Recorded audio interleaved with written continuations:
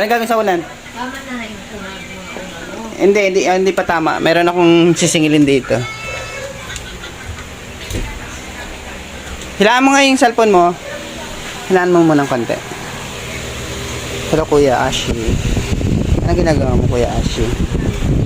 Ha? Meron akong gustong hingiin dito. Ang lambot kasi. Gusto ko to.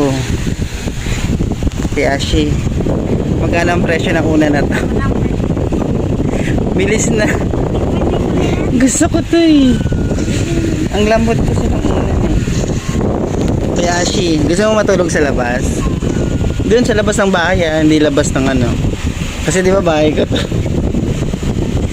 Kuya Ashi, magkano nga ang presyo?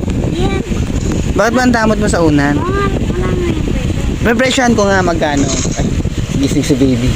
Magkano, Kuya Ashi?